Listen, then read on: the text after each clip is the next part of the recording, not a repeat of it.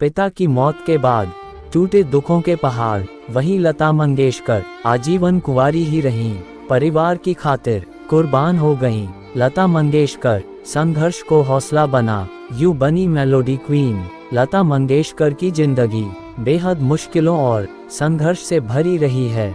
उनके स्ट्रगल की दास्तां सुनेंगे तो यही कहेंगे कि लता मंगेशकर बनना आसान नहीं है। दोस्तों, स्वागत है आपका क्राइम की एक न्यू दिल दहला देने वाली स्टोरी में, जिसे सुनकर आपके होश उड़ जाएंगे। लता मंगेशकर ने 6 दशकों से भी ज्यादा वक्त तक संगीत की दुनिया को अपनी मखमली आवाज और सुरों का तोहफा दिया। अपनी आवाज से कभी उन्होंने खोई मोहब्बत को जगाया तो कभी आंखों में आंसू भी ला दिए। लता मंगेशकर का जन्म साल 1992 में मध्य प्रदेश के इंदौर में एक सामान्य से परिवार में हुआ। उनके पिता पंडित दीनानाथ मंगेशकर एक जाने माने क्लासिकल सिंगर और थिएटर एक्टर थे। लता मंगेशकर का जन्म का नाम हेमा मंगेशकर था, लेकिन पिता के एक नाटक में एक किरदार के नाम से प्रभावित होकर उनका नाम हेमा से बदलकर लता मंगेशकर रख दिया गया। क्योंकि लता मंगेशकर को संगीत विरासत में मिला था, इसलिए बचपन से ही उनका रुझान उसी तरफ हो गया। जिस उम्र में बच्चे खिलौनों से खेलते हैं और ख्यालों की नई दुनिया रचते हैं, उस उम्र में लता मंगेशकर ने पिता के साथ बैठकर संगीत सीखना शुरू कर दिया था। 5 साल की उम्र में वह पिता के संगीत नाटकों में एक्टिंग करने लगी। इस तरह गायकी के साथ साथ लता मंगेशकर की एक्टिंग भी शुरू हो गई। दोस्तों, स्टोरी में आगे बढ़ने से पहले आपसे मेरी एक छोटी सी रिक्वेस्ट है, आप हमें एक लाइक और एक सब्सक्राइब जरूर करें, जिससे आप तक हम ऐसे नई वीडियो ला सके।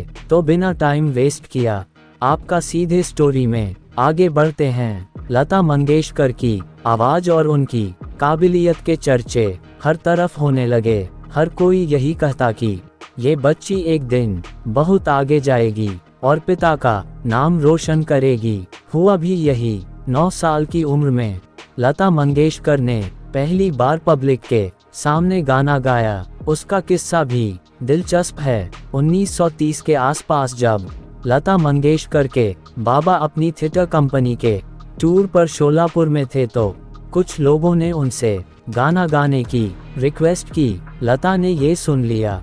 वह बाबा के पास गईं और पूछा कि क्या वह भी उनके साथ गाना गा सकती हैं। बाबा मान गए और बस लता मंगेशकर ने अपनी धमाकेदार परफॉर्मेंस दे डाली। लता मंगेशकर और पूरे परिवार पर मुश्किलों का पहाड़ तब टूटा जब उनके पिता यानी बाबा का निधन हो गया। उस वक्त लता मंगेशकर मात्र 13 साल की थी। क्योंकि लता घर में बड़ी थी तो परिवार की जिम्मेदारी उन्हीं पर आ गई। अपनी पढ़ाई के साथ साथ उन्होंने छोटी बहन आशा भोसले और परिवार की जिम्मेदारी नन्हे कंधों पर उठा ली। वह स्कूल जाती तो साथ में बहन आशा भोसले को भी ले जाती, लेकिन जब एक दिन स्कूल वालों ने लता मंगेशकर से बहन को स्कूल न लाने को कहा तो उन्होंने पढ़ाई ही छोड़ दी। घर की माली हालत को सुधारने के लिए लता मंगेशकर ने स्कूल त्याग दिया और करियर पर ध्यान देना शुरू कर दिया। 14 साल की उम्र तक लता बड़े बड़े नाटकों और प्रोग्राम में काम करने लगी। पिता की मौत के बाद मंगेशकर परिवार के करीबी दोस्त रहे। मास्टर विनायक ने लता मंगेशकर के करियर में बहुत मदद की। उन्होंने लता को एक सिंगर और एक्ट्रेस के रूप में करियर शुरू करने में सहारा दिया। एक तरफ लता मंगेशकर का करियर दिनों दिन नई ऊंचाइयां छू रहा था, वहीं दूसरी ओर उनके बहन आशा भोसले के साथ मतभेद शुरू हो गए। बताया जाता है कि बहन आशा भोसले ने जब प्रेम विवाह करने के लिए घर में बगावत की तो लता ने उन्हें खूब समझाने की कोशिश की थी। लता उनके बर्ताव से बेहद नाराज हुई थीं। इसी पर दोनों बहनों के बीच अनबन हो गई थी। बाद में आशा भोसले ने गणपत राव भोसले से शादी की कर ली। गणपत राव भोसले का 1966 में निधन हो गया था।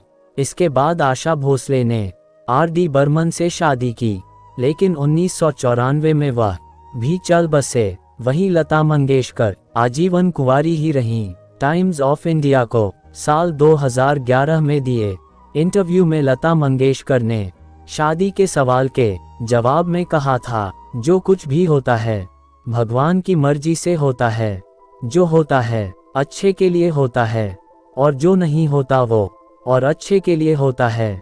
अगर आप मुझसे यह बात 4 या 5 दशक पहले पूछते तो शायद कुछ और जवाब मिलता, लेकिन आज शादी को लेकर मेरे मन में ऐसा कोई विचार नहीं है कि हाँ मेरी भी होनी चाहिए थी। लता मंगेशकर ने 20 भाषाओं में 30,000 गाने गाए और अपनी सुरीली आवाज के दम पर लोगों के दिलों में उतर गईं। लता मंगेशकर जैसी सिंगर न तो आज तक कभी हुई है और न ही कभी होगी। अगर आपको आज की वीडियो अच्छी लगी हो तो लाइक करें, कमेंट बॉक्स में अपनी राय जरूर दें और वीडियो को अपने दोस्तों में ज़्यादा से ज़्यादा शेयर करें।